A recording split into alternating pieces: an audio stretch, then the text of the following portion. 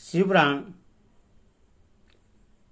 उमा संहिता भक्तगणों, आज शिवपुराण उमा संहिता में नरक में गिराने वाले पापों का संक्षिप्त परिचय के बारे में बताऊंगा।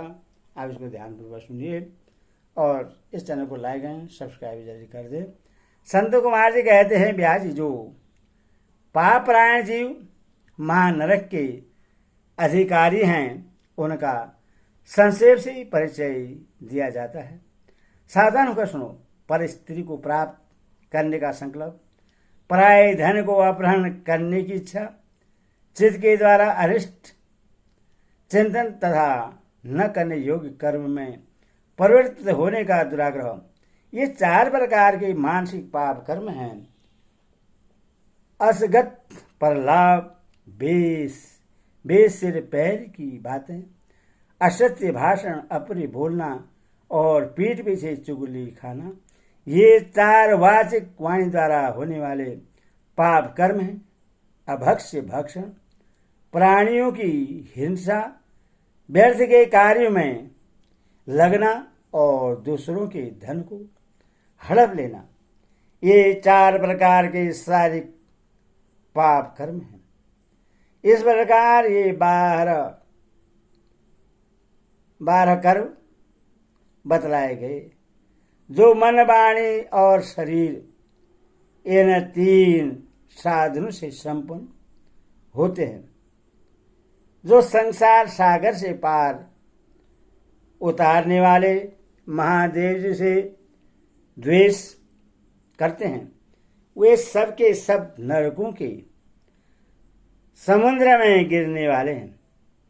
उनको बड़ा भारी पातक लगता है। जो शिव ज्ञान का उपदेश देने वाले तपस्वियों की, गुरुजनों की और पिता ताऊ आदि की निंदा करते हैं, वे उन्मत्त मनुष्य नरक समुद्र में गिरते हैं। ब्रह्म हत्यारा, मदिरा पीने वाला, सुवर्ण चुराने वाला, गुरुपत्नीगामी तथा इन चारों से संपर्क रखने वाला पांचवीं श्रेणी का पापी है। ये सब के सब महापातक की कहे गए हैं, जो क्रोध से, लोभ से, भय से अथवा द्वेष से ब्राह्मण के वध के लिए महान मर्म भेदी दोष का वर्णन करता है, वह ब्रह्म हत्यारा होता है। जो ब्राह्मण को बुलाकर उससे कोई वस्तु देने के पश्चात फिर ले लेता है तथा जो निर्दोष पुरुष पर दोषारोपण करता है, वह मनुष्य भी ब्रह्म हत्यारा होता है।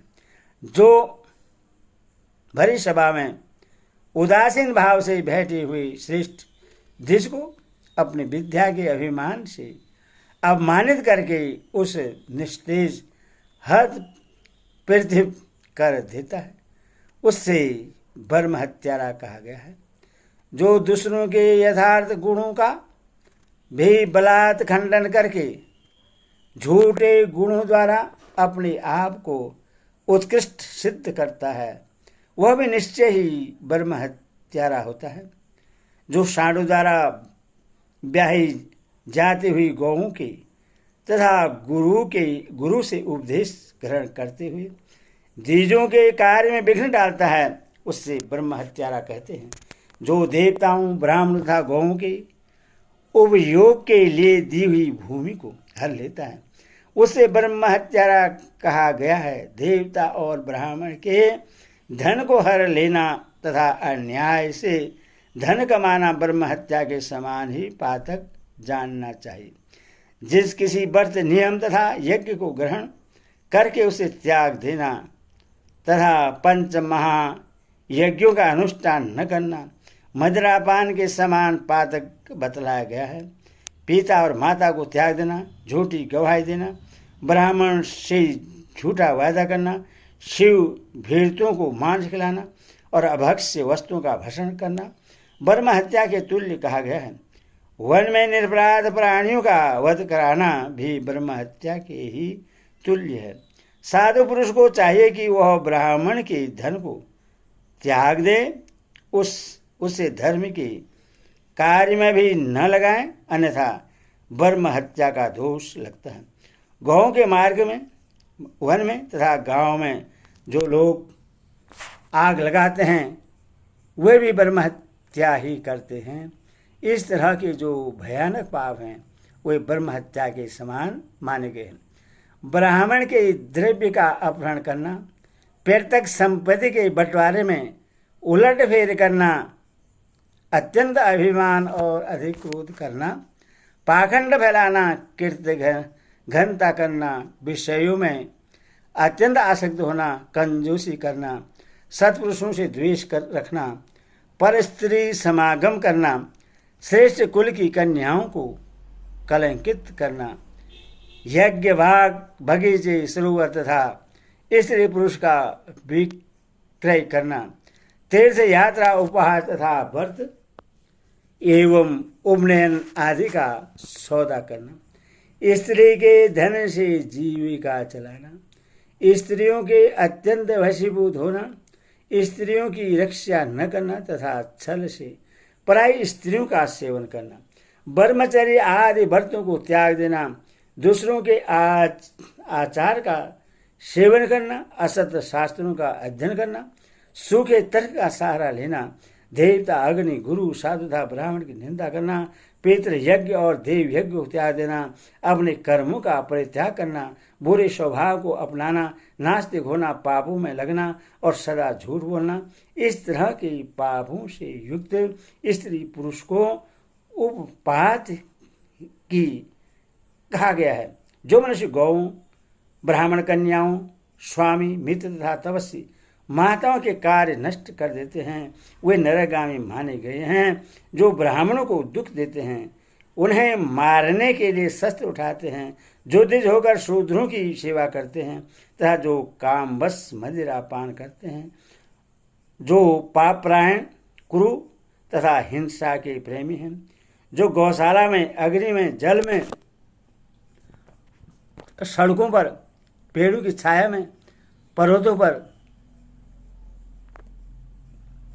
बगीचों में तथा देव मंदिरों के आसपास मल मूत्र का त्याग करते हैं, बांस, ईंट, पत्थर, काठ, सींग और कीलों द्वारा जो रास्ता रूंधते या रोकते हैं, दूसरों के खेत आदि की सीमा मिटा देते हैं, छल से शासन करते हैं, छल कपट के ही कार्यों में लगे रहते हैं, किसी को ठग कर लाए हुए पाक अन्न तथा वस्त्रों का छल से ही उपयोग करते हैं, जो स्त्री पुत्र मित्र बाल वृद्ध दुर्बल आतुर भृत्य अतिथि तथा बंधुजनों को भूखे छोड़कर स्वयं खा लेते हैं, जो अजेंद्रिय पुरुष स्वयं नियमों को ग्रहण करके फिर उन्हें त्याग देते हैं, संन्यास धारण करके भी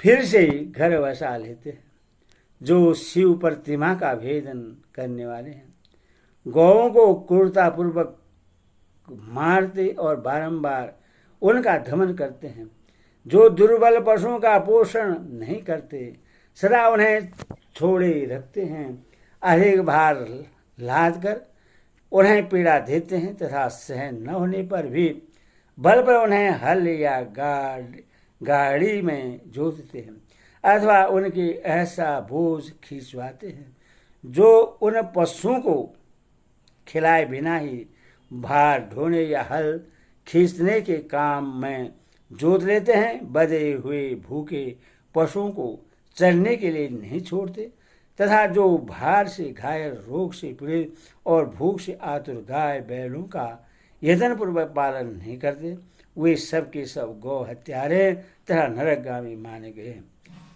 जो पापनिष्ठ मनुष्य बैलों के अंडकोश कुटवाते हैं और बंध्या गाय को जोतते हैं, वे महानारकी हैं।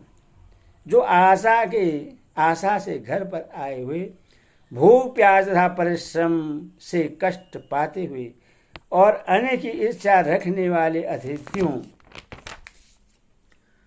अनार्थों, स्वाधीन पुरुषों, दीनों, बाल, वृद्ध, दुर्बल एवं रोगियों पर कृपा नहीं करते, वे मूढ़ नरक के समुद्र में गिरते हैं। मनुष्य जब मरता है तब उसका कमाया हुआ धन घर में ही रह जाता है। भाई बंधु भी शमशान तक जाकर लौट आते हैं। केवल उसके किए हुए पाप और पुण्य ही परलोक के पथ पर जाने वाले उस जीव के साथ जाते हैं जो औचित्य की सीमा को लाकर मनमाना कर वसूल करता है तथा दूसरों को दंड देने में ही रुचि रखता है। वह राजा नरक में पकाया जाता है। जिस राजा के राज्य में प्रजा घूसखोरी, अपनी रुचि के अनुसार कम दाम देकर अधिक कीमत का माल ले लेने वाले अधिकारी तथा चोर डाकुओं से अधिक सताई जाती है, वह राजा भी नरकों में पकाया जाता है।